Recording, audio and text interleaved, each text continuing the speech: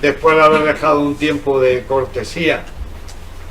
Mi nombre es Luis Miguel Domínguez y soy el director de este lugar, que es el Gabinete de Historia Natural.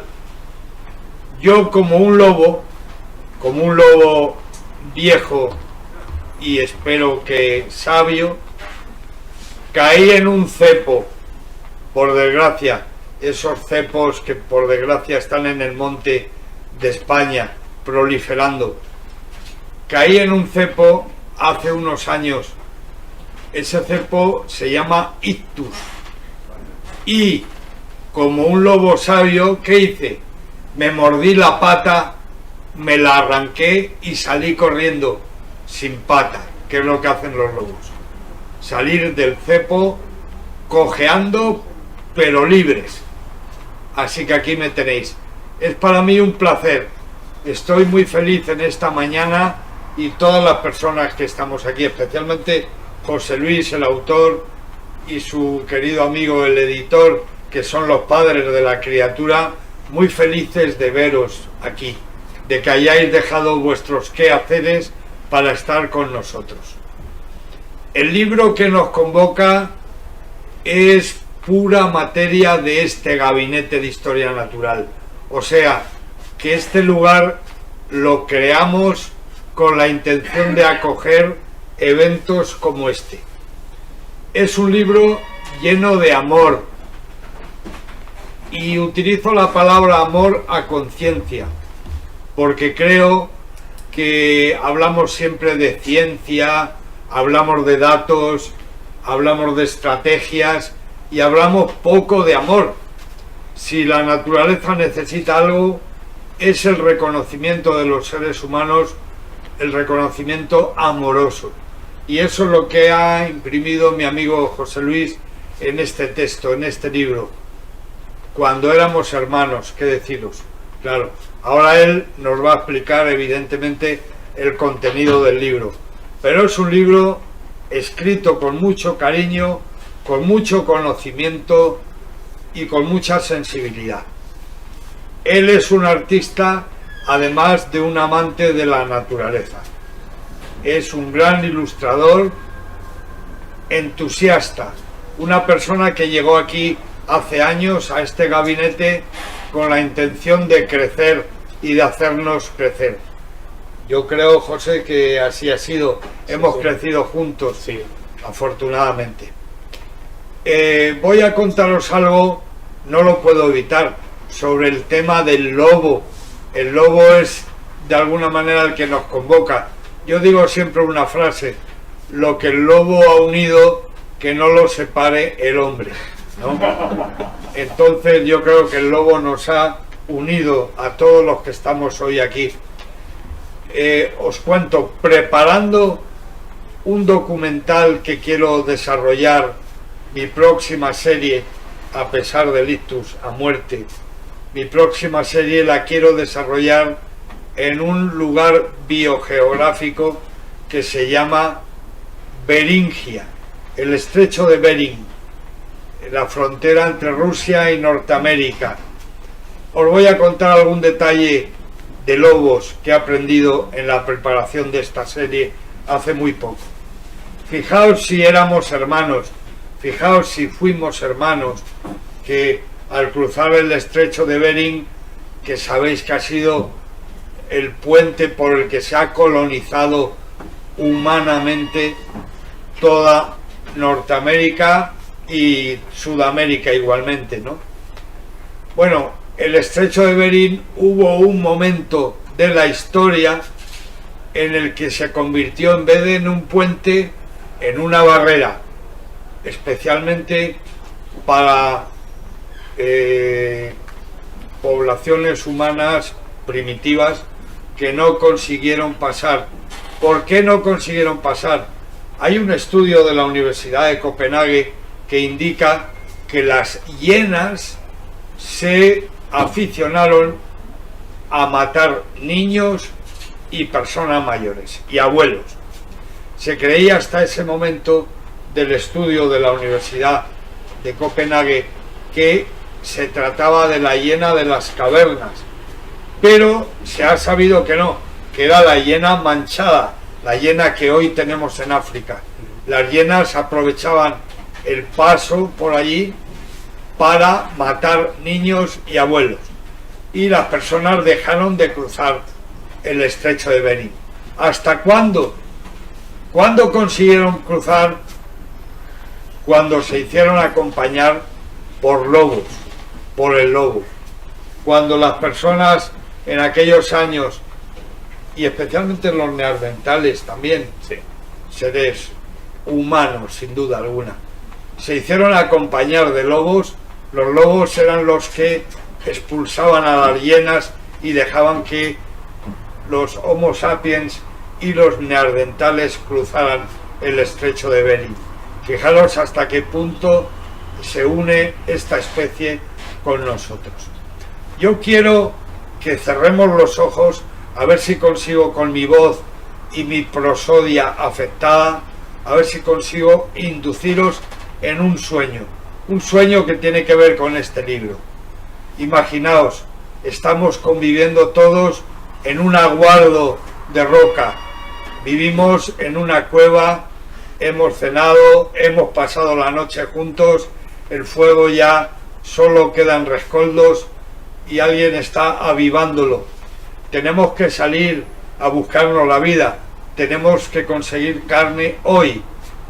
Bueno, se están preparando ahí al fondo los hombres y los chavales, los jóvenes de género masculino, preparando el arco y las flechas. Bien, las mujeres y muchos de nuestros niños más chiquititos están aquí preparando unas pinturas en las paredes que van a inspirar a los cazadores. Tenemos que salir ahí afuera, pero hace frío. Como decía Félix Rodríguez de la Fuente, el cielo es puro hielo hoy. No sabemos si va a llover o no. ¿Qué hacemos? Lo primero que hacen las personas en esas fechas es mirar al cielo. Mirar al cielo buscando ¿qué? La corona de buitres. Mírala, ahí al fondo hay una corona, las térmicas, está empezando a calentar un poquito el sol, están haciendo que los buitres se organicen en una térmica. Allí tenemos buitres, allí ha cazado el lobo ha cazado hoy, será un ciervo, será una cabra montés, no sabemos, pero seguro que nos deja que cojamos parte de su comida y nos podamos alimentar. Así que venga chicos, vamos para allá. Bueno, y ese grupo humano, siguiendo a los buitres, llegaba a la pitanza de los lobos. Yo mantengo, lo he escrito y lo digo siempre, que fue una niña y no un niño. Lo digo por la curiosidad intrínseca que tenéis el género femenino. Estoy convencido de que, en fin, yo tengo gatas y, bueno, hoy tengo un gato también, un macho, pero siempre me ha gustado tener gatas, hembras. Son más viscerales, su instinto está más afilado, son especiales. Las hembras sois especiales. Es una niña seguro la que en un momento determinado, cuando está con sus padres aprovechando la carroña que los lobos han matado y está comiendo, ve a los lobos aquí al lado y es ella, la curiosidad femenina, la que estira su brazo y mientras come acaricia a un lobo. Es ella, es una chica la que acaricia a un lobo y le dice al padre: papá, nos tenemos que llevar a esta gente con nosotros a nuestra cueva. Entonces, descubriendo posteriormente una lobera, capturarán los cachorros, se los llevarán y el lobo comenzará a convivir con los humanos en esa situación, pero sobre todo después de firmar un pacto un pacto tácito de no agresión. Vamos a ser hermanos, vamos a ser queridos, vamos a ser familia hasta que el ser humano decide que la carne es mía. He firmado contigo un pacto, pero ahora te doy una patada, te maltrato y te echo de mi cueva, porque la carne que domestico es mía y la que no domestico también. También los animales silvestres son míos. Y el lobo con la cola entre las patas se va sin entender, no entiende nada, se va, y sobre todo no entiende cuando de vez en cuando hace lo que tiene que hacer, que es matar para comer y alimentar a su familia. Cuando eso pasa, el hombre se lo reprocha e incluso mata a algunos ejemplares. Ese es el momento en el que estamos, el momento actual. Es un momento en el que el ser humano ha roto el pacto de amistad, el pacto de no agresión, y el lobo sigue haciendo lo que siempre hizo. Pero no olvidéis, por favor, que los lobos han formado parte de nuestra familia.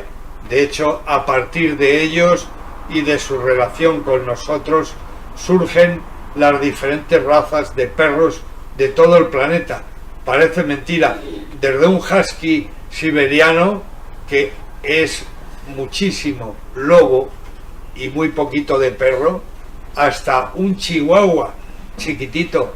Todas esas razas surgen después de cientos de miles de años de trabajo de selección por parte del hombre, pero surgiendo siempre a partir del lobo. Si tenéis alguna duda al respecto de esa niña que acariciaba a los lobos mientras comía con sus padres el ciervo que habían matado los lobos, yo os diré que en 1985, esa foto que tenéis ahí, soy yo con 23 años en la estepa Masái. Os diré que los Masái, que se alimentan de leche sobre todo y té y leche, masiwa nachai, y están todo el día con el té y con la leche, de vez en cuando necesitan carne. Había días que ellos decían: quiero comer carne, Luismi, acompáñanos. Entonces yo iba con ellos a donde los leones habían cazado una cebra o un ñu o un impala, y los Masái decidían juntos ir caminando sin parar hacia los leones, que estaban en plena comida, momento muy peligroso. Bueno, pues los Masái iban y los leones se retiraban, se apartaban, rugiendo, cabreados, gruñendo, se retiraban, y los Masái llegaban, cortaban una pata de un antílope o lo que fuera y se llevaban la carne con ellos.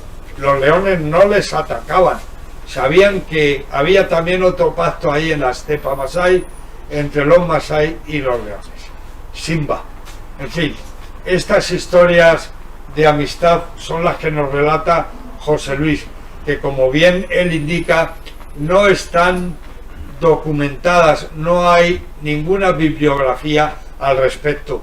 Por tanto, estáis ante un libro que maneja una historia inédita y que lo hace con el acercamiento, con la cercanía con la que José Luis no solo escribe, sino que él vive, lo hace con esa capacidad. Yo le he comentado que al llegar a mi casa con el libro, que me dedicó con mucho cariño y mucho amor, lo dejé encima de la mesa. Vino a verme gente: Luismi, qué bonito, vale, toma. Entonces se lo han ido prestando unos a otros el libro. El libro ya, ahora mismo ya supongo que volverá a mí, porque un libro es algo que siempre que alguien te regala debes devolver. Pero ese libro está ahora mismo de mano en mano ya, haciendo volar a la gente, haciendo soñar a la gente. Y luego, qué deciros de la industria editorial. Tenemos aquí a José Javier Tapia, a Francisco Javier Tapia Lobo de apellido, ¿vale? Entonces, la aventura editorial es una de las más arriesgadas hoy, especialmente en este tiempo que todo el mundo se queja, los transportistas, los agricultores, los ganaderos. ¡Oh, es que ha habido una guerra! ¡Ha subido el petróleo! ¡Gobierno, haz algo por mí! Que si no, no gano dinero.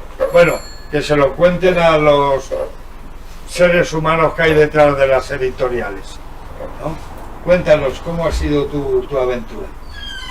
Bueno, lo primero agradecértelo, viejo, por la acogida, el trato, los valores que están aquí en este espacio de Gabinete de Historia Natural, que cuando llegué con José Luis dije, estamos en casa. Y tengo aquí a Millosa, tengo aquí a Atenea, tenemos al búho en compañía, y estamos en manada, en un gran hogar. Sí. Muchísimas gracias y por tus palabras a la editorial, a nosotras y a José Luis, que es un amor de persona y de escritor. Gracias. Y bueno, la aventura editorial. Yo empecé esta aventura en la pandemia del coronavirus, en 2020, con otra loba, con mi tía Angelines ahí en el centro, que ya que la veo aquí está en primera fila, muchas gracias por todo, tía. Y yo era consultor de empresas, también era autónomo, que eso también es para contar aparte. Y decidí dejar la consultoría de empresas porque es agotador y Internet es la entropía, al final lleva a la nada. Muchísima información almacenada, yo la considero la biblioteca de Alejandría. En Internet puedes aprender a tocar música, a cocinar, a leer, a escribir, hasta planchar una camisa, que yo he aprendido a hacer eso gracias a Internet y a los vídeos. Se puede aprender de todo. Lo que pasa que bueno, vivimos una época líquida, que diría el querido sociólogo Bauman, una época de muchos cambios, una época que es trascendental para nuestra especie. Estamos en un momento único y yo estoy agradecido de vivirlo, porque aquí estamos y nosotros apostamos por escribir, por enriquecer, por dar al mundo un sitio de escape a las personas. Cuando leemos, viajamos. Ya sea un libro ilustrado, como este que ha construido José Luis, una maravilla, del que hablaremos ahora, o sea para contar una biografía, o para hacer poesía, o para hacer un libro manual de firma, de rúbrica, de cómo cuando usamos la palabra, cómo la escribimos, cambiamos, nos enriquecemos. Y los acontecimientos del mundo, estamos en 2022, me siguen dando la razón en el que hay que dar valor al mundo, hay que contar nuestra historia, hay que contar en lo que creemos, hay que hablar de valores, hay que hablar de cómo construimos nuestro futuro, cómo estamos construyendo nuestro presente. Y en nuestra editorial, nuestra propuesta es bien clara, 100% del royalty para el creador, porque los creadores sois los que enriquecéis el mundo. Nosotros facilitamos el proceso, eso lo tengo muy clarísimo, pero el creador es el que estimula, y detrás del creador pues tiene que haber muchas personas, tiene que haber... Y no solo es el libro, que también hacemos los vídeos. Yo con José Luis en el premio le decía, yo no sé qué preguntarte, si ya hemos hecho tantos directos y tantos vídeos que no sabemos, que podéis ver en el canal de YouTube. Y también quiero agradeceros a todos y a todas que hayáis venido aquí en un momento en el que no sabemos por dónde tirar, para compartir este espacio con un autor genial, para enriquecernos y para compartir en un sitio único como es el centro de Madrid, la experiencia de las relaciones, porque este libro sin duda habla de las relaciones, de cómo cuando compartimos nuestros talentos, cómo cuando compartimos nuestras ideas, cómo cuando compartimos lo que somos, una especie social crece, evoluciona sanamente, sin dañar, simplemente con el paso del tiempo, porque una cosa que he aprendido es que la vida es cambio, es inevitable, y juntos esos cambios los disfrutamos, nos hace evolucionar, y con José Luis es un auténtico placer evolucionar, así que yo pido un fuerte aplauso para José Luis.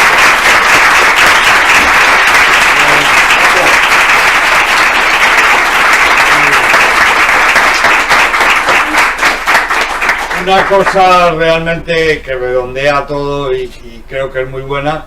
Este señor es sociólogo, además. O sea, que puede haber editores que pertenezcan a otros gremios, pero este señor, el tema de la sociedad, y este es un hecho social de órdago, es muy importante. Así que, gracias. Sí, además, una cosa, ya te paso la palabra. Yo la propuesta era dar al creador el 100% del royalty, porque yo me encontré muchas editoriales que te pagaban con tu propio libro. Y en sociología tenemos un chiste que es, ¿qué fue primero, el huevo o la gallina? Y nosotros decimos, lo primero fue el gallinero, ¿no? En el gallinero no tenemos nada. Y hay editoriales que realmente se quedan con el huevo y la gallina. Sí. Ya hay otras que te dicen, yo te publico, pero los royalties son míos y no te voy a dar difusión, no te voy a facilitar el proceso, no te voy a acompañar, no te voy a meter con otros escritores que están en la misma situación, porque España tiene una estadística muy triste, que es que hay más escritores que lectores. El 9% de la población española lee. ¿Qué situación? Es una situación muy complicada. Sí. Y hay que estimular a las personas, es así, y José Luis lo ha conseguido. Yo, José Luis, ya todo tuyo, porque tú eres el protagonista. Sí, José Luis. Estamos aquí hablando y... Vale. José Luis, Ya sabes cómo soy, José Luis. la primera pregunta que te hago es, ¿se parece la criatura a lo que habías soñado? Se parece bastante a lo que yo había soñado. He conseguido, desde luego, transmitirlo de una forma muy sencilla, que con mis dificultades, yo también tuve un problema serio físico y demás, no solo no me ha entorpecido, sino que yo creo que Te ha salvado. me ha salvado. Ha sido una tabla de salvación Bien. para mí y para mi recuperación, y en realidad el ictus te puede quitar una parte física, una parte mecánica, ¿no?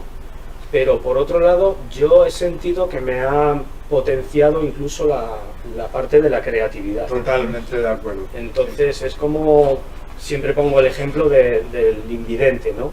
Que el invidente tiene esa discapacidad, pero sin embargo oye y huele mucho mejor que nosotros. Sí.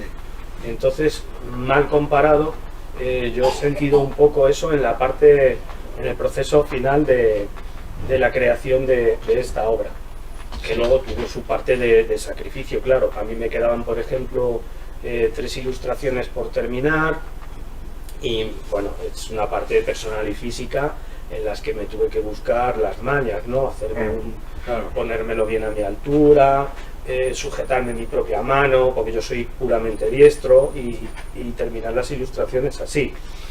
Pero aunque parezca una dificultad lo que acabo de decir, fue en realidad un proceso, un reto y una... Y una manera terapéutica de recuperarte y de... Totalmente, una manera terapéutica. Y el libro ha venido impoluto, o sea, ha venido sin ningún tipo de trabas en ese sentido. Ha venido como conforme la idea que yo tenía, porque a mí me faltaba mucho esta literatura.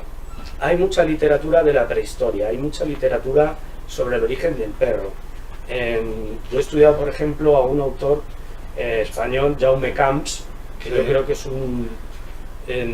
a nivel mundial es uno de los mayores expertos sobre el origen del perro, precisamente. Sí. Sin embargo, a mí me faltaba este libro. Efectivamente, sí. Y este libro yo al principio me lo autoescribí. Fíjate, fue una cosa como decir, voy a hacer un trabajo como el universitario que hace un trabajo o hace una tesis por gusto, y voy a documentarme, voy a practicar este libro, voy a investigar más todavía sobre el hombre prehistórico, que yo ya llevaba investigando sobre el hombre prehistórico desde la infancia prácticamente. O sea, yo tenía mucha afición a todo lo que es la prehistoria reciente. Claro. Porque a mí el ingrediente precisamente que más me llamaba la atención no eran solo los seres mitológicos, el tigre de dientes de sable, el mamut, el rinoceronte lanudo, el león de las cavernas, sino el propio hombre, o sea, que hubiese hombres, Claro. pero no solo hombres de Neandertal, sino el hombre de nosotros mismos, el Homo sapiens sapiens, Ya. que hace poco se descubrió un ejemplar en el centro de Europa de hace 130.000 años, bastante antes de lo que se presuponía que el hombre había colonizado Europa y se había, digamos, un poco mezclado con el hombre de Neandertal. Entonces, es como, el libro es como un cruce de caminos, de aficiones, ilustración, prehistoria, etcétera, etcétera. Pero en lo que es la figura del lobo, y como tú bien has dicho, cómo nos ayudó a sobrevivir en un periodo larguísimo de unos 100.000 años que duró la última glaciación, imaginaos el hemisferio norte del planeta con unas condiciones nefastas, durísimas, de hiperfrío, o sea, la edad de hielo, que duraron algo más, se cree, de 100.000 años. Y justamente en esa parte tan dura de nuestra existencia, de nuestra propia supervivencia como especie, apareció, como tú bien decías en el tema del estrecho de Bering, el lobo a echarnos una mano. Claro. O sea, y estuvo codo con nosotros, pero siendo un puro lobo, sin ser perro, Sí, sí. durante decenas de décadas, Sí, sí. decenas de milenios, mejor dicho, Sí, sí. decenas de milenios, que luego ya en su última parte, a lo largo del tiempo, al final de la glaciación y demás, como él seguía con nosotros empezamos a mezclarle, empezamos a, pues bueno, pues quiero un animalito más chiquitito, pues quiero uno que tenga las patas más cortas, porque Sí, bueno. efectivamente ya empezaron a salir todas las razas, pero lo que es lobo estuvo en paralelo, hermanado completamente, como dice el título del libro. Pues ya os digo, repito, mínimo 100.000 años, 100.000 años de nuestra existencia, una existencia muy, muy, muy crucial. Esa literatura faltaba, a mí me faltaba. Sí. Una vez que empecé a crearla, pues amigos, muchos de los aquí presentes, me dijeron, oye, esto lo tiene que conocer, esto tiene que salir a la luz, esto lo tiene que conocer el gran público, estas ilustraciones, estas ideas, esta manera de contarlo, ¿no? Cómo éramos nosotros mismos, ¿no? Qué conocimiento teníamos nosotros mismos sobre nuestra propia persona, sobre nuestro entorno más familiar, más cercano, y incluso la visión que teníamos del mundo, ¿no? Pues todo esto un poco se trata de aunar en esta pequeña obra. José Luis, porque la portada, para que no lo sepa, tú eres ilustrador antes de todo este delicto, Sí. era tu tarjeta. Sí.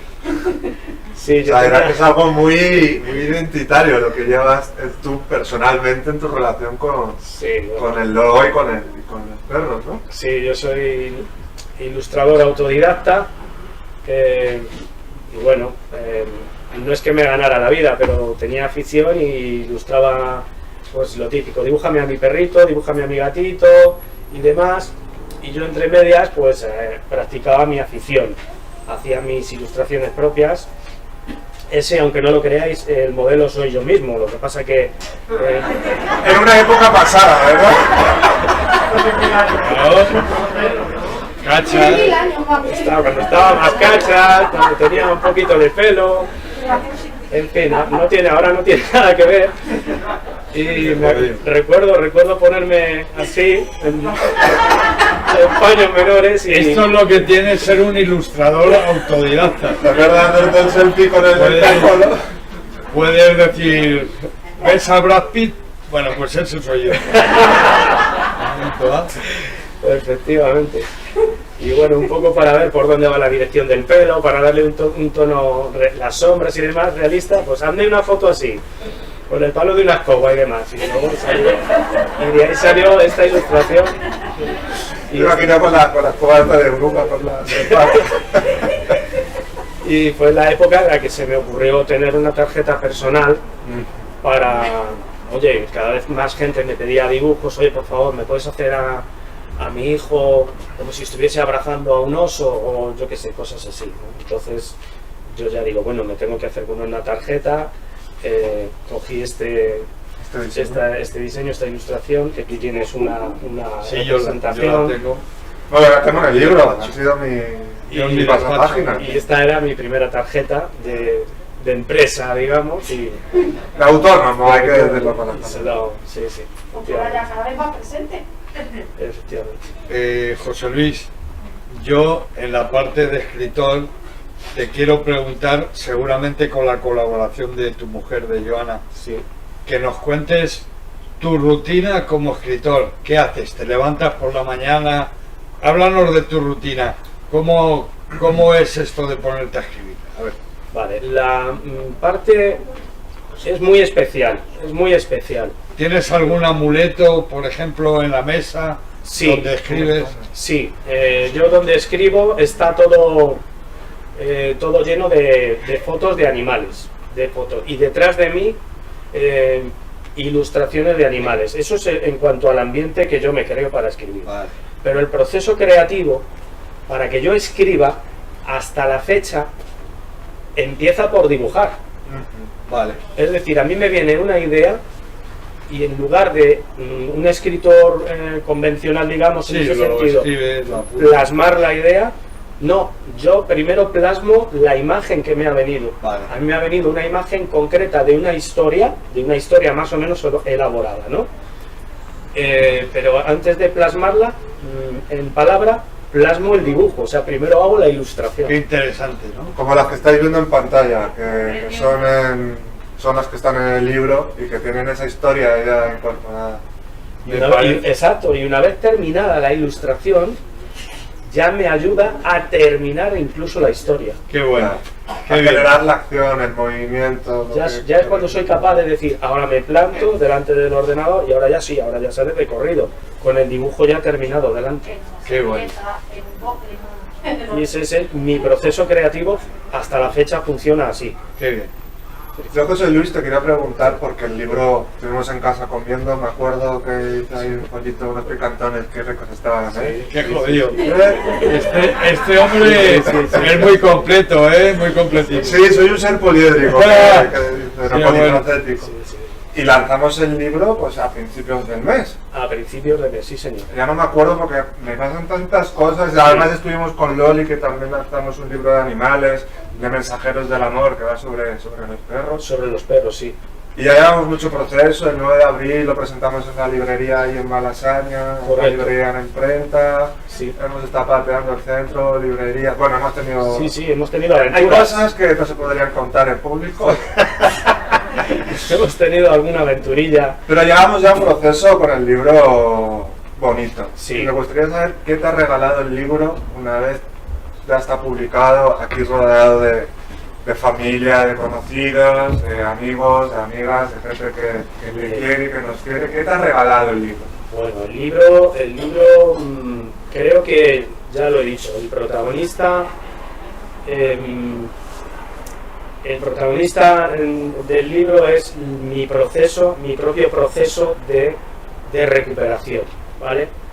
Yo quedé con unas secuelas bastante molestas, me costaba muchísimo hablar, me costaba muchísimo andar, era muy difícil para mí bajar escaleras por mi cuenta, y a mí me aseguraron en la medicina tradicional, que no voy a hacer una crítica ni muchísimo menos, al contrario, lo que tengo que hacer es ensalzar las virtudes y los adelantos que hay.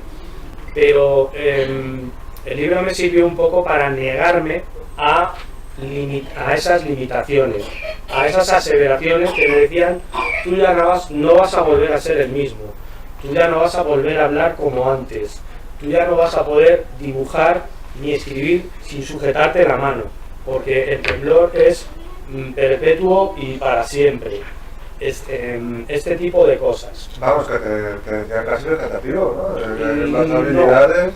No vegetativo ni mucho menos, porque sí que tenía cierta autonomía Ajá. desde el minuto 1 para yo desplazarme, Ajá. coger el autobús, irme a donde fuera y andar. Me permitían desde el minuto 1 Ajá. andar por todas partes.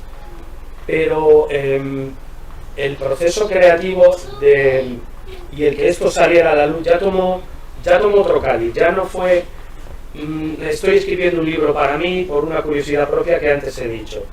Ya la gente de mi entorno, y aquí hay mucha gente presente que me ha ayudado muchísimo, me ha dicho no solamente, o sea, ellos lo vieron, realmente ellos o lo vieron o me ayudaron a verlo y me dijeron, esto lo tiene que conocer más gente. O sea, fue un apretón, fue como montar un cohete. Como otros lobos de la manada. Por supuesto, eso por supuesto, otro lobo de la manada que me dijeron, adelante amigo, que tú estás cojo, pero estás a 3 patas, pero esto tiene que seguir adelante y tienes que venir a correr otra vez con nosotros. Y eso es lo que me ha aportado, que no es poco para nada, me ha dado la vida, en realidad me ha dado la vida. El libro en sí me ha dado la vida. La gente que me ha ayudado también, eso por supuesto. Nombro al libro, pero también tengo que nombrar, por supuesto, a la gente, mucha gente aquí presente que estoy mirando, que me han ayudado muchísimo para llevar a cabo este proyecto, para que este proyecto viera la luz, para que mucha gente, la más posible en el mundo, a ser posible, cogiera este mensaje que es muy fuerte, y además lo veo muy propicio para los tiempos que están corriendo ahora. Sí.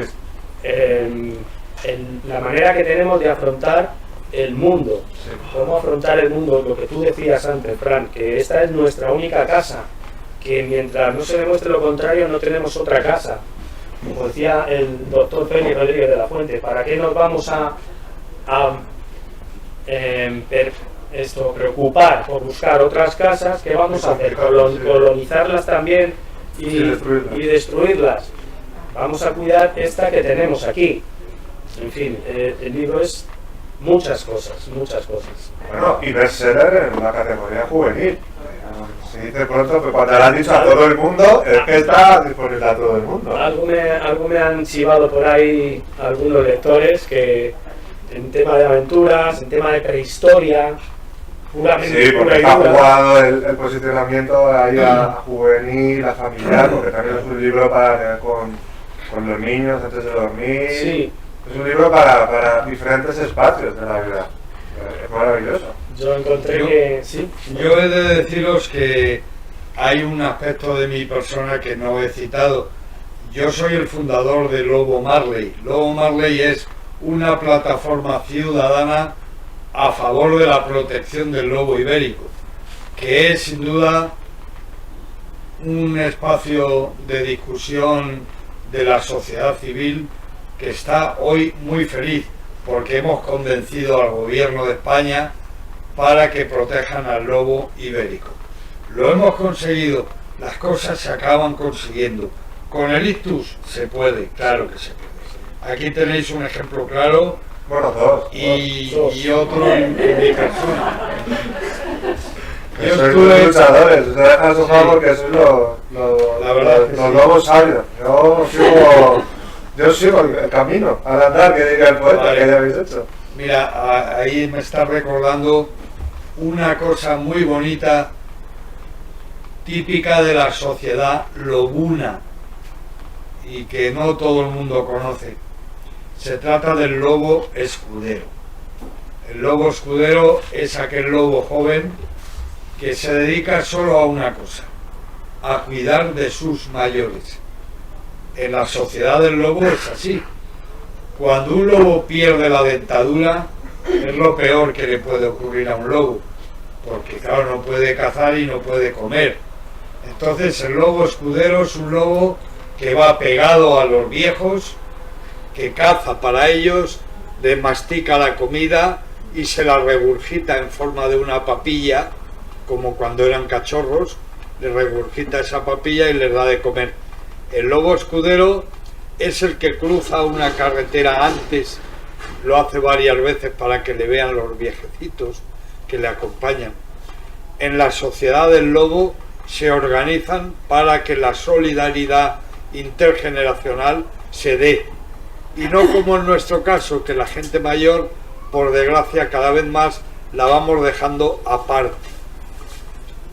El tema de los cuidados es un tema muy, muy importante que yo he aprendido con el ictus. Yo ya lo tenía claro, pero ahora cada vez más. Hay que saberse dejar cuidar, que no es fácil. Hay que dejarse cuidar. Lo mismo para que te limpien en el cuarto de baño que para que te hagan una sopita que te encanta y te la hagan con amor y con cariño y con dedicación. Pero la verdad es que los cuidados no siempre se reconocen. La verdad es que los cuidados, especialmente, vuelvo otra vez, en la parte femenina, no siempre son reconocidos. Y yo cada vez que voy al hospital a revisiones no hago nada más que ver a mujeres que van a cuidar de un hombre porque su matrimonio ha dado de sí muchísimo. Siempre es la mujer la que está cuidando de su marido, pero no sé si ese cuidado se refleja al final en un reconocimiento, en un agradecimiento, como debiera. Entonces también esto tiene que ver con el libro y con el ictus, porque si hay un animal social, ese animal es el lobo ibérico.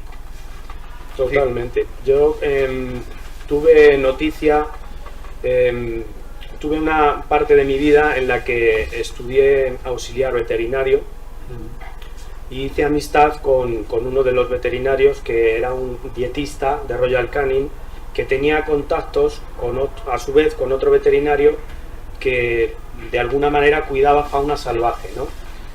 Y este dietista me filtró, me dijo, por favor, esto no lo divulgues y demás, por temas de protección, ¿no? De protección del lobo, porque tú no puedes decir dónde está el animal, por desgracia, oye, mira, he visto uno, porque va el listo de turno y le puede dar caza y matarlo. Y era una autopsia de una hembra que era traumatólogo, además especializado en traumatología, este veterinario que cuidaba de la fauna salvaje, descubrió que esa loba había tenido una fractura abierta de cadera, seguramente por un atropello, y las conclusiones médicas eran que esa loba había estado al menos 15 días reposando de la misma postura, sin moverse, además de una postura bien puesta, tácticamente, como aquel que dice, alimentada, hidratada por otros lobos, claro. Y eso se veía en la cicatrización de la cadera. Y en la conclusión final, ese animal había sido ya operativo después de este episodio, o sea, había salido adelante y había salido a cazar y demás. Pero yo me imagino una loba cuidada por otra o por otros individuos, 15 días, al menos 15 días, me aseguró el veterinario, en una postura de medio lado correcta para que esa cadera soldase y el animal saliese adelante. Claro. Con lo cual, los cuidados de tu congénere, los cuidados de tu familiar, etcétera, etcétera, no son exclusivos de nuestra especie. Desde luego es un espejo, ¿no? Podríamos decir, en el que nosotros también nos tenemos que ahora volver a reflejar en ese espejo, porque estamos yendo a yo puedo con todo, yo solo, sola, a ese individualismo, a esa competencia feroz por recursos, Hemos alimentado el individualismo permanentemente con este sistema al que asistimos. Y nos ha llegado una pandemia donde hay que tomar decisiones colectivas y consensuadas. ¿Y qué ha pasado? Pues seguimos. Pues que Ayuso dice que el presidente dice que no sé qué. Bueno, la incompetencia dejémoslo fuera de aquí, de este espacio de riqueza, que aquí no están y no tienen. Sí, pero es que por desgracia. Sí, ha sucedido. Yo en la pandemia digo mucho que hemos vuelto a la caverna, ¿no? El mito de la caverna, al contrario, que hemos salido tanto de la caverna que hemos perdido ya las referencias y qué era, ¿no? Y hemos tenido que volver a esa hoguera, a ese fuego interior, a ese fuego que compartíamos. Cuando contabais la historia, volver a compartir el fuego, el calor, calentar los rescoldos. ¡Qué maravilla! Y ahí nos tenemos que volver a fijar. Bueno, si queréis... seguramente lo que está pasando con el tema de la pandemia, ahora de la guerra y demás, que es una cosa que se me ocurre a mí, quizás el azote este que le está viniendo a la sociedad tenga su parte buena, que sea ni más ni menos a que volvamos a ser nosotros mismos los que colaboremos entre nosotros, los que nos ayudemos, como el ejemplo que hemos puesto hace poquito con el animal, Sí. y no respaldarnos tanto o cada vez menos, quién sabe si a lo mejor la sociedad está caminando en esa dirección, no respaldarnos tanto a los que se supone que es que fíjate, es que estos van a lo suyo, estos tal, y cada vez dejar ese tema. Hombre, una un poco más de sociedad lado. que para empezar elige como líderes a los más ineptos es una sociedad de la que yo saldría pitando. No conozco ninguna sociedad viviente, ninguna biocenosis que elija de jefes a los más sinvergüenzas, corruptos y además que no saben hacer la O con un canuto. Coño. Bueno, aquí que estamos en el centro y aquí cerca está el Callejón del Gato. Ahí Sí. están los espejos cóncavos que decía el Claro. bueno de Valle Inclán, que ahí Claro. está el espejo del alma. Al final es un espejo de lo que hay. Eso. Porque yo estoy cansado de que la gente me diga, oye, ¿me puedes hacer la factura sin IVA? Y yo quiero tener escuelas. Y aquí en España tenemos el virus del Lazarillo de Tormes, que seguimos la picaresca. Luego, en cuanto al tema Pero yo que ahí- habéis dicho de los líderes y demás, También está en el libro. es como viene reflejado en el libro. Es muy difícil pensar que en nuestra sociedad primitiva, pero primitiva desde hace nada, o sea, del final del Pleistoceno, de hace 10.000 años, justo antes de la aparición de las primeras civilizaciones, y ya en los grupos de animales es mucho más difícil todavía incluso imaginar a un líder que sea un inepto, o sea, por naturaleza. O sea, la propia naturaleza, incluso las bandadas de pájaros, que hay uno que dirige un poquito al grupo, tanto en su migración como sus procesos de caza, como sus procesos de abrevar, etcétera, etcétera, Claro. ahí nunca se pone el inepto, es una cosa de naturaleza. Claro, claro. Que se va aprendiendo y los nosotros- roles y vas evolucionando dentro del grupo. Efectivamente. No creyendo que uno es el Special One, que se dice en Inglaterra, y el resto sin más. Pero bueno, cambiemos de tema, que ya que estamos aquí con el público que han venido, ¿qué tal si el público pregunta a José Luis, Sí, ¿no? por Que favor. sean ellos los protagonistas? Si queréis levantar la mano, yo voy apuntando turnos aquí y... A lo mejor no es una pregunta, es simplemente una... O una reflexión, una es reflexión. un foro abierto, tampoco Claro. es necesario... Queremos escucharlos. Aquí tenemos a un señor. Yo creo que voy un poco en paralelo, seguir, bueno, un poco a la distancia, pero también ojeando cómo iban haciendo este libro. Me ha sorprendido mucho, sobre todo lo fácil, lo vivo y lo visual que es. Me ha sorprendido de saber, he estado un poco cerca de la gestación. Me gustaría hacerte una pregunta, sé que nos comentes a todos. Lo que yo sí veo es que hay muchas capas en ese libro. Cuéntanos un poco bueno, obviamente la primera capa es la más evidente, pero un poco qué trasfondo hay detrás de esa historia, a lo mejor un poco más sencilla, profundo. ¿Hacia dónde tiras el dardo? Un poco más profundo. Sí, creo haberte entendido. Mira, voy a ver por dónde empiezo porque la pregunta tiene mucha enjundia y es de hecho uno de los trasfondos del libro. El libro nació, la respuesta sería que el libro nació de un hartazgo quizás, de lo que es lo que estamos viviendo ahora, y de un inconformismo. Me negaba a que el ser humano, con toda su inteligencia y toda su capacidad, y todo, que es muchísima y tiene un potencial, que eso, vamos, no se puede debatir ahora, caminase hacia donde está caminando. Entonces, me vino el deseo de estudiar cómo vivíamos hasta hace nada, porque nuestra especie como tal, el Homo sapiens sapiens, hace poco se encontró un ejemplar en Centroeuropa, en África, de unos 230.000 años. Imaginaos el desarrollo del cerebro de ese señor, era exactamente como nosotros, porque éramos nosotros. ¿Qué trabajo previo hay? ¿Cuánto tiempo hay detrás de ese señor que tenía ese pedazo de desarrollo cerebral como nosotros, exactamente como nosotros lo teníamos ahora? No podemos decir que porque nosotros tendemos a pensar en el hombre del Paleolítico como un ser hosco, como un ser, nos lo han pintado como el ser que llevaba el basto al hombro, a la hembra cogida de los pelos y llevándose las rastras, y no es nada, o sea, nada más lejos de la realidad. Nosotros hemos vivido seguramente una sociedad, y voy a decir sociedad, muy rica, muy rica, muy rica durante todo el Paleolítico. Lo que pasa que hemos tenido muy desconocido, no hay registros escritos, porque fíjate, las primeras escrituras cuneiformes aparecieron precisamente al final del Paleolítico, se cree que entre 10.000 y 8.000 años, y empezaron las escrituras cuneiformes, y ahí empezó el hombre a dejar registro escrito en tablillas de maderas o en piedras de sus conocimientos.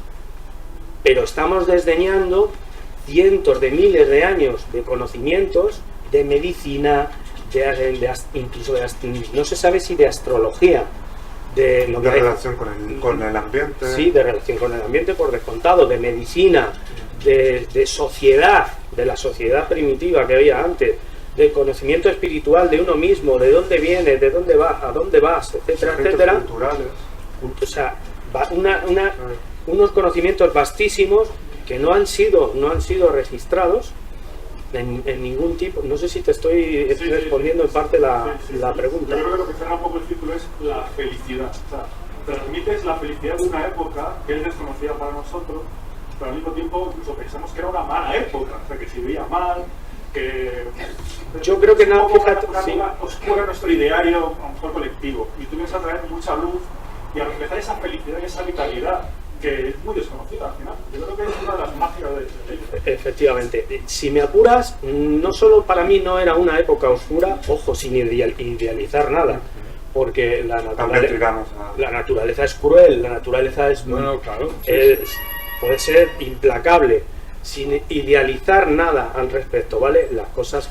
Pero el hombre, como decía mi abuelo, y aquí está mi madre, y aquí está mi tío, mi abuelo decía que el hombre era un animal de costumbres, y a mí me explicaba esto así, y me decía que el hombre entonces debió de ser perfectamente equilibrado y súper feliz con lo que tenía a su manera, dentro de la dureza y de todo lo que había.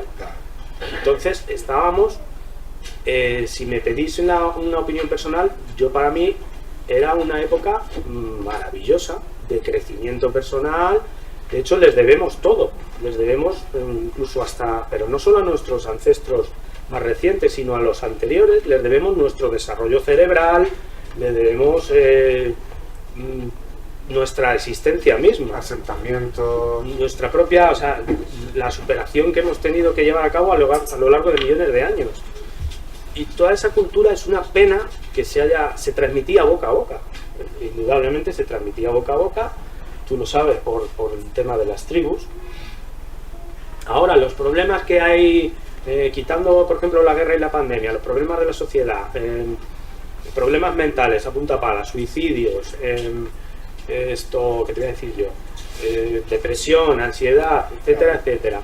Pues como decía el maestro Félix Rodríguez de la Fuente, yo cuando estoy estudiando a las tribus y estoy con ellas, esto no existe en la sociedad o sea, la gente es feliz, la gente está completa, perfecta y entera con lo que tiene y con lo que es, y se nutren y tienen su cultura y son perfectamente felices, ¿no?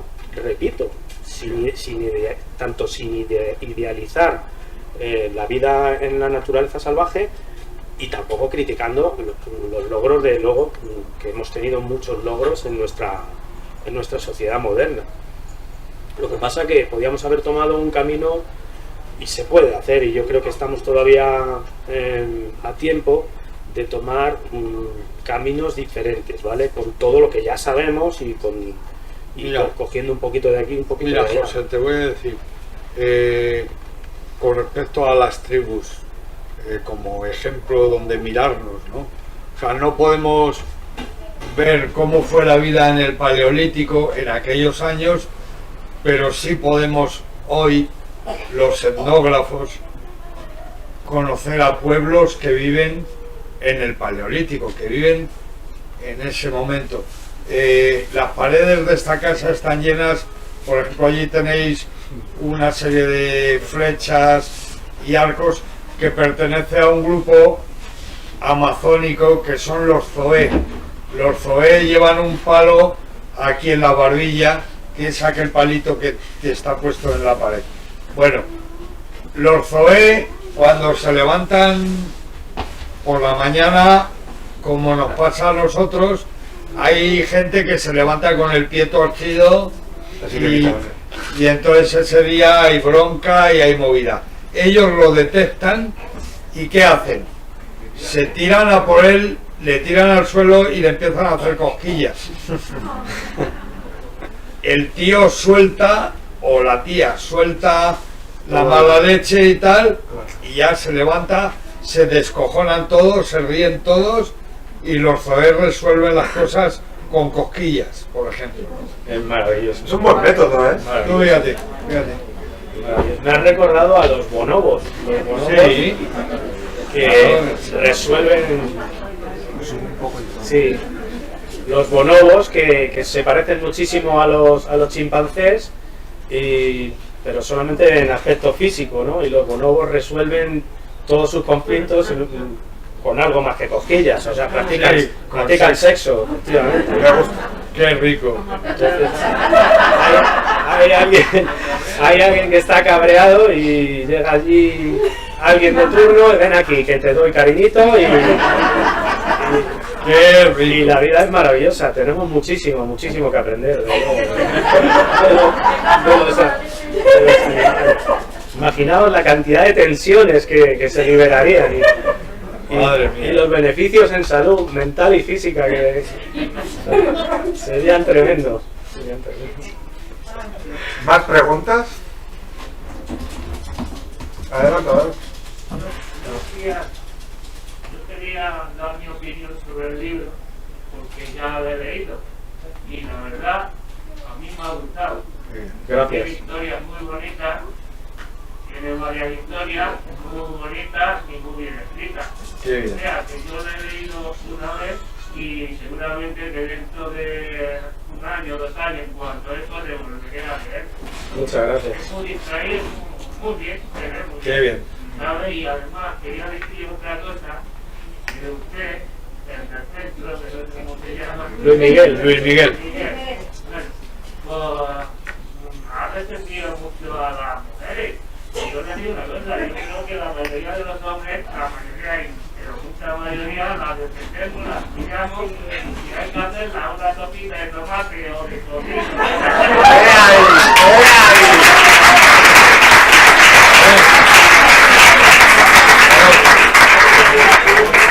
Bueno,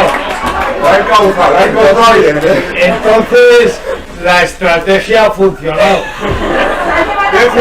Se trata no solo de querer o de pensar en, se trata de demostrar.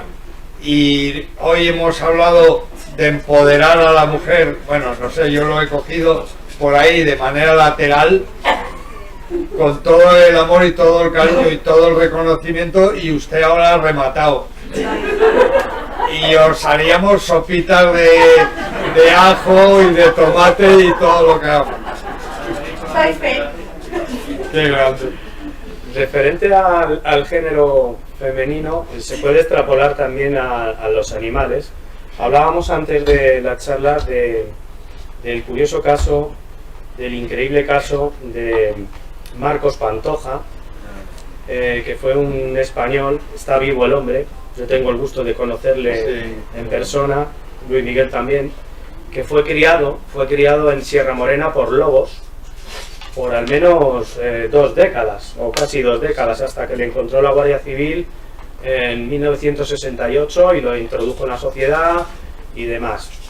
Y Marcos me contaba a mí, en una charla que tuvo cerca de cerca de La Vera, cerca de un pueblo maravilloso que hay en Cáceres, de mis suegros, y dio una charla, como dan a los colegios, enseñando la naturaleza, enseñando su experiencia con los animales, mostrando, se ha hecho una película que se llama Entre Lobos, y me decía a mí, Marcos, que cuando le descubrieron los lobos dentro de una cueva herido, porque se había caído de un árbol intentando coger huevos de un nido para alimentarse, se había quedado solo, un niño en plena Sierra Morena, solo y aislado. Le había vendido su padre a un pastor, nada menos. Se quedó el pobrecito inmovilizado, se había intoxicado con una carne en mal estado, en fin, estaba en unas condiciones deleznables. Le descubrieron los lobos y a mí me contó que había una pareja de lobos, la pareja dominante de la manada, y él, la manera que tiene tan natural de contarlo era que estaba el lobo y la loba discutiendo qué hacer con él. Y estaba el lobo macho en una actitud como diciendo, vámonos de aquí, deja a este cachorro, y la loba que no, que me quedo aquí, y practicando su lenguaje, haciéndole la pelota, o sea, poniéndose boca arriba, incitándole que nos quedamos con él, etcétera, etcétera. Y hasta que el lobo accedió y empezaron a traerle comida a Marcos en este episodio crítico para su supervivencia, y luego ya el resto ya es historia, o sea, ya le aceptaron con el tiempo en la manada y demás, pero fue la hembra la que convenció, el instinto maternal, la que convenció al macho para criar a esa extraña cría que estaba herida e indefensa. Pero conocida, ¿verdad? Extraña, pero que era conocida de sus antepasados. Bueno, de hecho, los lobos no es la primera vez que lo han hecho. Y no es solo en España, en la India, por ejemplo, el caso de Mowgli en el libro de la selva está ahí escrito, pero ese es un caso que de alguna manera retrata una realidad que en la India se ha dado muchas y muchas veces. Las lobas tienen una especial afición a sacar adelante a los cachorros humanos, ¿no? Me parece una historia preciosa. Marcos es un hombre imprevisible, estás con él y de repente desaparece, o sea, es como un duendecillo. Yo recuerdo con él un día en la Sierra de la Culebra que estábamos tan tranquilos y de repente echa a correr y se pega una hostia, se pegó un ostión con un árbol, se cayó al suelo con un golpe que se pegó porque no controla, o sea, es un hombre que tiene la naturaleza a flor de piel. Cuando le descubrió la Guardia Civil, las uñas de los pies, por ejemplo, no le dejaban caminar. Bueno, el pelo lo tenía larguísimo, imaginaros una persona que había estado viviendo con los lobos. Muy, muy bonita historia y muy real, por cierto. Ese detalle me lo comentó a mí, porque yo cuando le conocí le regalé esta ilustración que viene en la portada, una reproducción, la de la portada, y le dije, mira Marcos y tal, me ha gustado mucho tu charla, quería darte un dibujito y demás. Lo desplegó y dijo, anda, el niño de Sierra Morena, me has dibujado. Y dice, lo único que yo tenía el pelo mucho más largo, me llegaba prácticamente hasta los pies. Sí. Pero me has clavado y tal. Y yo diciendo, este hombre me lo como, es un amor. No, bueno, habló el mudo y dijo lo que pudo. Muy bien. Señor, y estaba en este plan el hombre cuando claro, efectivamente, era paleolítico total. Sobreviviendo con lo que le daba la tierra. Dice que fue su época más feliz con mucho. Dice que la añora muchísimo, que la echa muchísimo de menos. Que luego ya la experiencia personal que él ha tenido, dice, es que yo desde que pisé la sociedad, lo único que he sentido es que en mi experiencia personal es que el hombre me ha engañado, se ha intentado aprovechar de mí. Y esto en el reino animal yo no lo conocía, esto no existía, pero él te lo transmite con mucha naturalidad, con esa delicadeza que tiene, pero muy directo a la vez, te lo dice muy directo. José Luis va a refrendar seguramente lo que ahora os voy a contar con respecto a los lobos. Una de las cuestiones que yo utilizo para defender que el lobo no está todo el día matando ganado, matando ovejas y cabras, porque siempre se nos dice esto, ya la defensa del lobo, pero ¿y los ganaderos? No. ¿Por qué? Yo lo defiendo siempre de la siguiente manera. El lobo no está hecho para comer ovejas, para cazar ovejas. El lobo necesita, precisamente por su sociabilidad, por ser un ser social como es, necesita capturar una presa silvestre a poder ser cuesta abajo, a gran velocidad, entre piedras, con la posibilidad de poderse partir una pata. O sea, necesita dificultad en el lance de caza, porque los lobos obviamente se organizan en base a la caza. Ellos su jerarquía la organizan en el momento del lance. Necesitan sudar la presa, necesitan ir cuesta abajo detrás de un ciervo para que les cueste mucho llegar a él, y cuando llegan a él, con unos gruñidos, primero el alfa, luego el otro, luego el otro. En fin, la verdad es que la organización jerárquica al lobo le viene dada del momento de la caza. Si los lobos solo estuvieran cazando todo el día ovejas o cabritas, serían perros, no serían lobos, no activarían la parte social que ellos tienen tan importante. Y luego, por otra parte, cada vez que el hombre cazador interviene y dice que lo hace para regular el ecosistema, suele buscar el trofeo. El hombre suele buscar el trofeo y por tanto el macho alfa o la loba alfa. Y eso es descabezar por completo la manada. La manada la destrozas. La desequilibras. La desequilibras. Y esa manada sí que al final acaba matando ovejas y cabras, porque es incapaz de matar un jabalí o un ciervo. Eso es lo que decía el doctor Félix Rodríguez de la Fuente cuando decía: todo lo que toca el hombre lo jode, y perdonar la expresión, pero se refería a este tipo de cosas.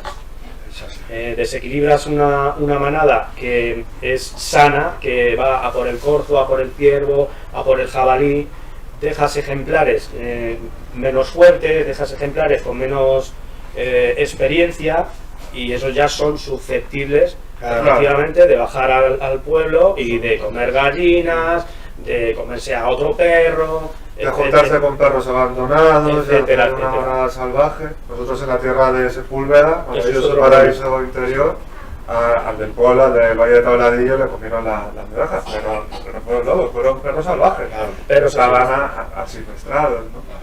Y el hombre, que es prejuicioso, ¿no? que genera esa fama, es que los lobos son cazadores y ya está, y no les sacan de ese cuadro. Parece que solo saben hacer eso. Hay mucha, tú lo sabes mejor que nadie, hay mucha picaresca en ese sentido. Claro. Se le atribuye al lobo porque, claro, el tema de subvenciones, etcétera, etcétera, y me parece un poco injusto, ¿no? Unos 2000 lobos en libertad, si llegan, pobrecitos míos, en la península ibérica, ante unos 100.000 perros asilvestrados que puede haber o más en la península ibérica, que montan sus jaurías y te hacen izara de todo tipo, los perros asilvestrados. Claro. Y que también es una responsabilidad del ser humano, todo lo que estáis indicando de descabezar, pero también de abandonar perros, que también... Abandonarlos. De abandonarlos, dejarlos... Abandonar, en el mejor de los casos, En el mejor de abandonarlos. los casos, claro. Que a veces ellos también, como bien indicabas, se cuidan, se protegen y claro, al final el grupo se hace fuerte. En la sociedad del lobo, por cierto, solo se aparean la loba alfa y el macho alfa, ¿vale? El resto se quedan mirando cabreados y mirando para otro lado, o aprendiendo. Pero fijaros hasta qué punto el grado de selección es perfecto, y no O sea, al macho alfa le van a retar siempre los machos más jóvenes y a la hembra alfa exactamente igual. Entonces, se calcula que un macho alfa tarda unos 7 años en hacerse líder. 7 años, 7 inviernos, 7 primaveras, 7 veranos, igualito que aquí. Carné del partido y enseguida ya estoy ahí de director general de no sé qué. Qué manera tan buena de regular, por cierto, el número poblacional, ¿eh? Hombre, claro. Otro mito, ¿no? Hay plaga de lobos, se reproducen Pero como... plaga es una palabra para otras cosas. Escuchamos muy mal las palabras, de verdad. Se reproducen como... Usamos la palabra para engañar, para catalogar cosas. No, esta era una asignatura pendiente que se la debíamos a la sociedad española, al pueblo español le debíamos que el lobo estuviera en condiciones protegido. Y además, que hemos hablado antes, que hay muchos apellidos, López, Hombre. Lobo, que vienen del entorno natural. La cultura española está Viene de nuestra relación con nuestro entorno. Claro.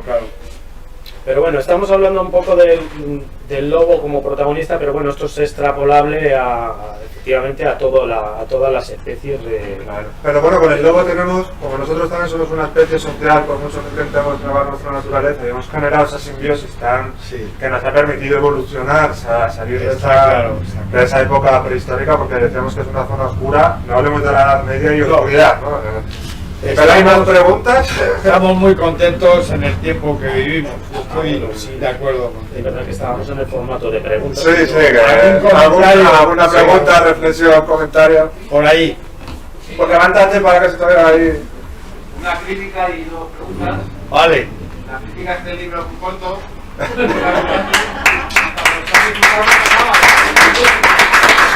Muy bien. Lazo con la primera pregunta, que es ¿para cuándo la segunda parte? ¿Para primos o...? Venga. Oye, cuando éramos primos eso es un buen título. Bueno, La segunda pregunta un poco más seria es el proceso técnico que interesa un poco como escritor, cómo se corrige un libro, si realmente te quitas muchas cosas que quieres poner, Esa es la segunda. corregir por errores o por lo que sea. Venga, aquí el editor también. ¿O ha salido muy limpio el libro?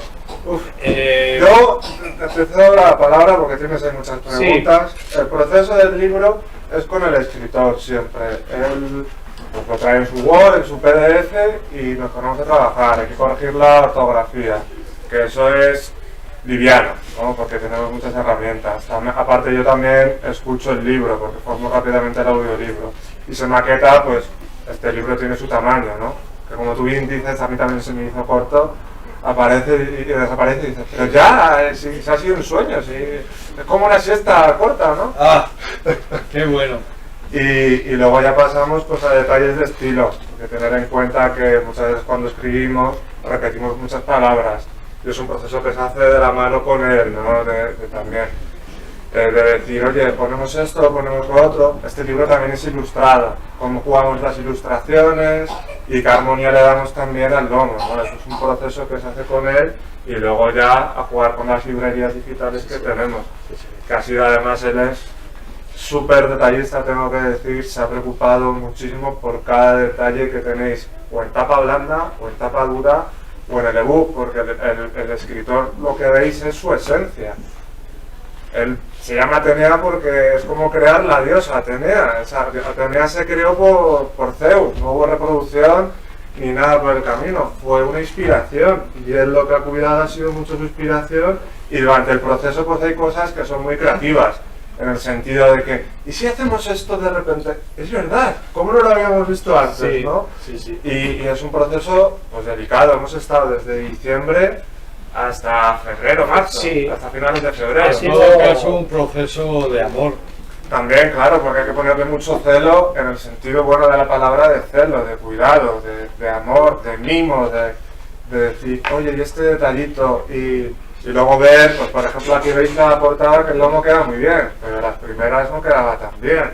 Las ilustraciones están todas armonizadas. Al principio teníamos la duda de la página en negro, página en sepia.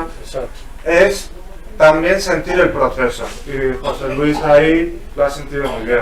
El tipo de lectura, el tipo de letra, en fin, el editor me lo da todo muy El tipo masticado. de letra me han dicho que es idóneo, pues tiene una letra grandecita y se lee muy bien.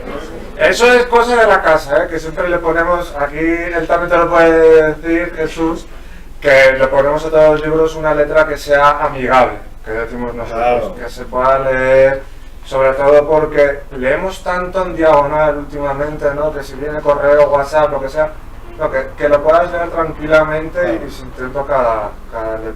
Claro, Que eso también, él ha elegido la tipografía porque yo le doy un montón, pero él dice, ¿qué es esta? Es que efectivamente, cuando ves así la tipografía como tú dices, digo, mira, esto porque a la gente, por desgracia, nos cuesta mucho leer y todo lo que fuese facilitar la lectura y si para ello había que escoger una letra excesivamente grande, sí. Bueno, estamos coordinados en eso, es que ha sido también el proceso, compartes valores, estilos. efectivamente. Sobre tu primera pregunta, pues segunda parte, no había pensado en una segunda parte, porque yo por el momento veo que el libro es lo que es. O sea, el mensaje que había que enviar aquí creo que está completo. Sí que puede tener no una segunda parte, Una pero secuela, o sea, puede haber. pero sí que puede haber por ejemplo, una única historia, ¿no? Una como más novelada, pero también respetando como al máximo lo que fue la realidad, ¿no? Sí que estoy pensando en algo, en una única historia, no en varios cuentos, ¿no? Porque aquí podéis encontrar incluso hasta una fábula. Hay una fábula que el protagonista es el animal y que no hay hombres para nada. Es un poco, sí hay hombres, pero es un poco anecdótico, ¿no? En este sentido, creo en este momento que no va a haber segunda parte.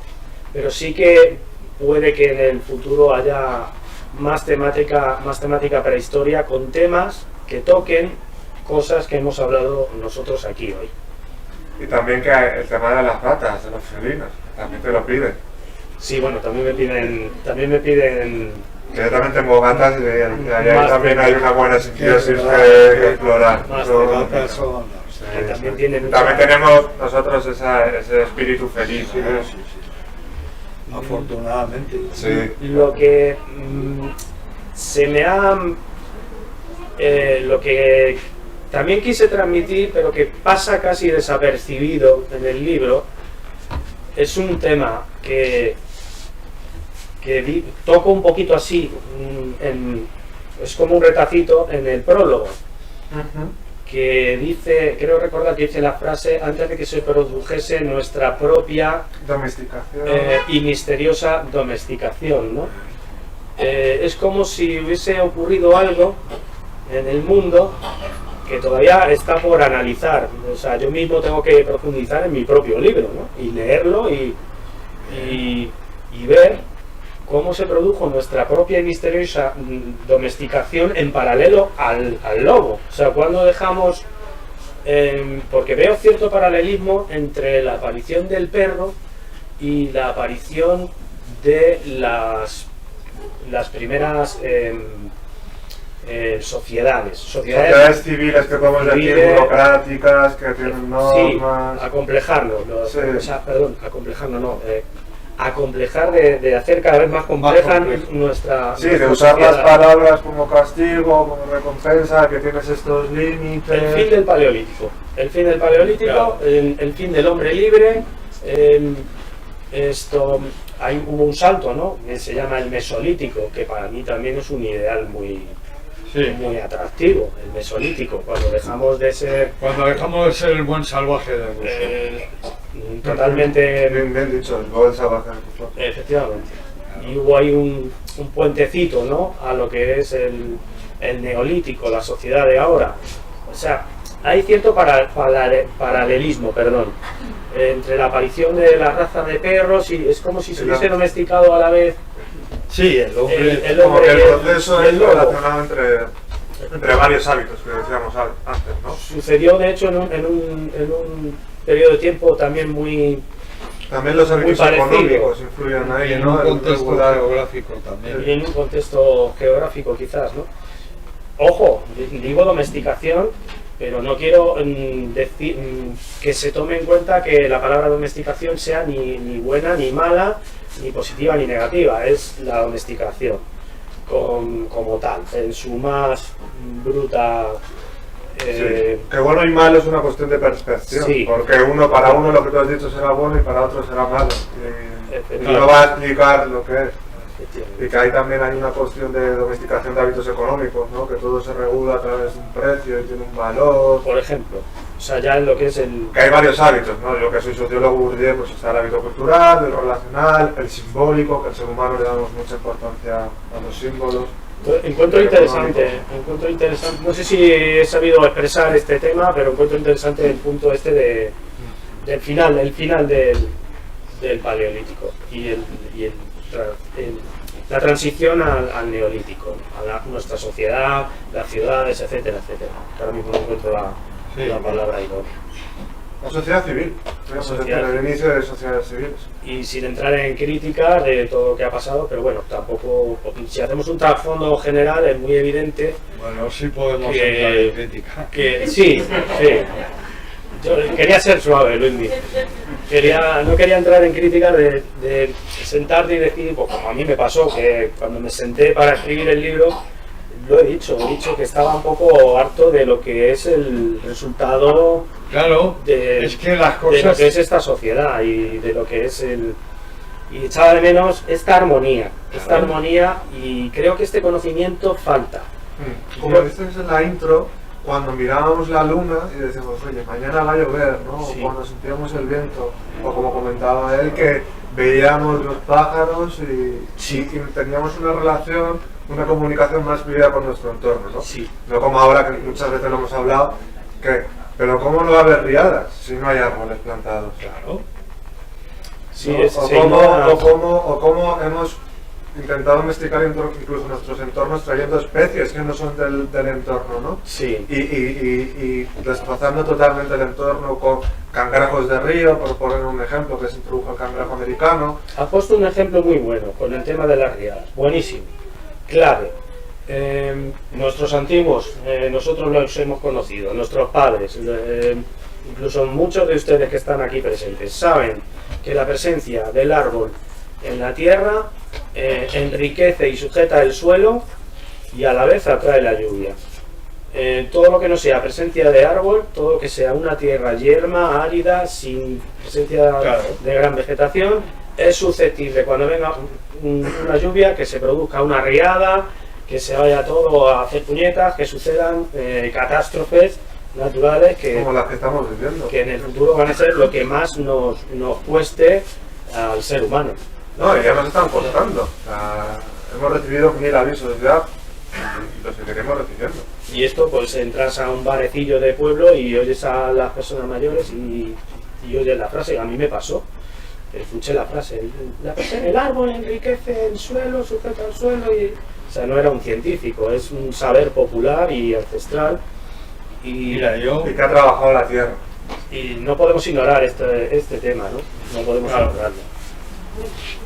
Y un poquito cambiar nuestra forma con pequeños cambios, adaptar y con nuestro buen Yo he hacer. sufrido una metamorfosis con los años.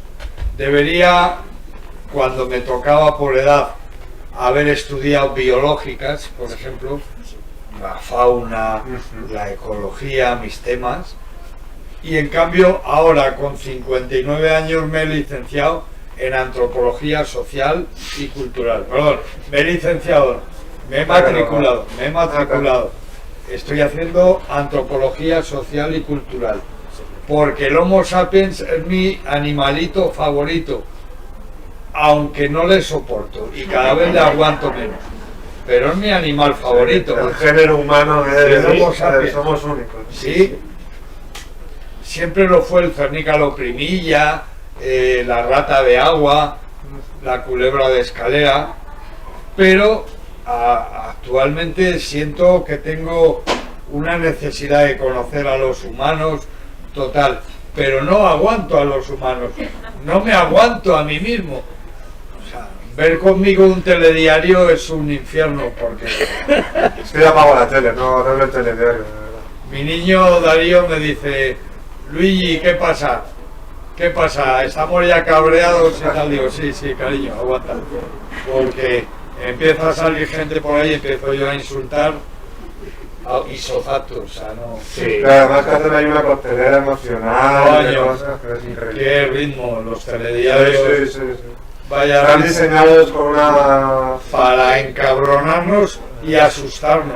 Y asustarnos, efectivamente. Mucho más sano no. No, muchísimo más, ¿no? Joder, qué pesados. Pues eso fue efectivamente, como os he dicho antes, el ser humano, precisamente, ahora que me has dicho que estás estudiando a tu ser favorito y que también te cabrea, fue uno de los dos motores para escribir el libro. Es que son dos especies sociales, ¿eh? Yo insisto mucho, yo el género humano, yo que también estudié sociología, la antropología, te va a tocar, que se representan mucho, es que es una especie social.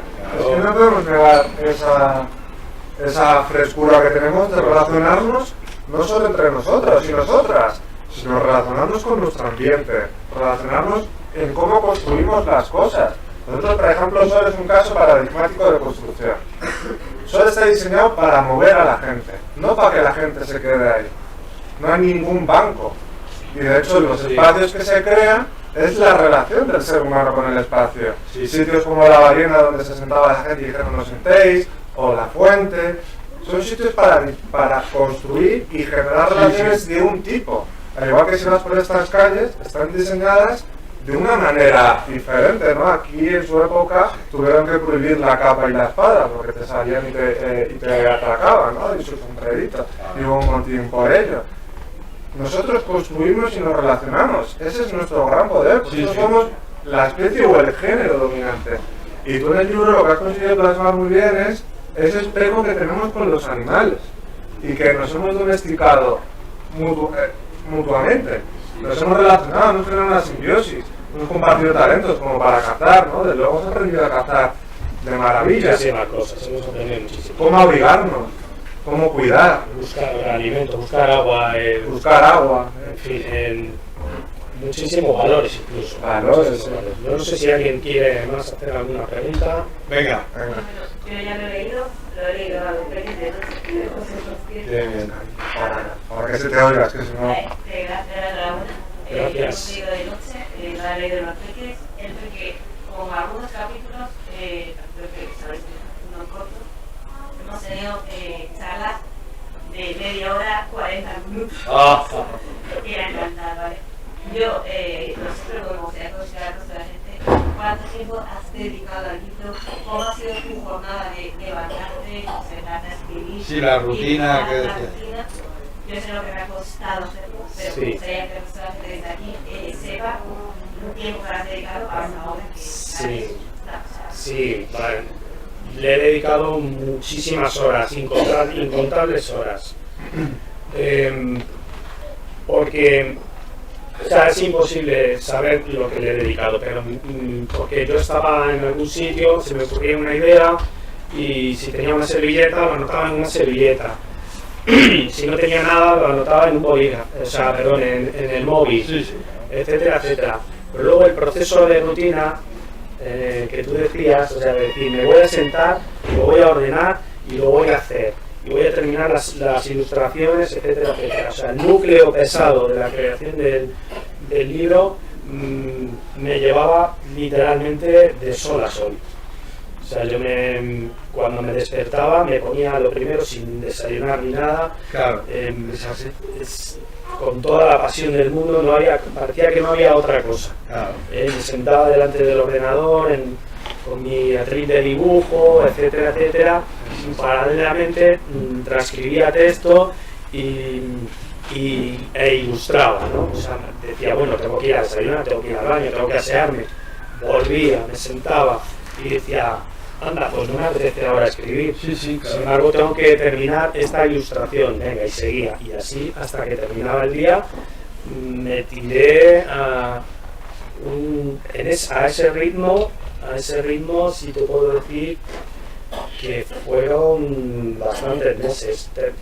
Así a bote pronto te diría que 6 meses a ese ritmo, en plan de sol a sol, de lunes a domingo, sin importar el día que fuera, porque cuando tú tienes una pasión en algo, tú tienes un motor, eso es imparable, eso es imparable. Yo estoy, por ejemplo, totalmente en desacuerdo con una frase que decía Napoleón, que aseguraba que el ser humano tenía solo 2 motores, uno era el miedo y el otro el interés. Entonces yo difiero completamente, digo, este señor se dejó el motor principal. El motor principal es el amor. Está claro. Es el motor número 1. Los otros, aunque fallaran, y mejor que fallen, pues no mueven nada, ¿no? Entonces es lo único que te puedo decir al respecto. Pero muchas gracias.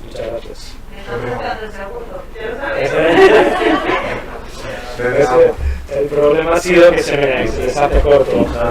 Qué bien. ¿Más preguntas? Bueno, pues vamos a aplaudir, por favor.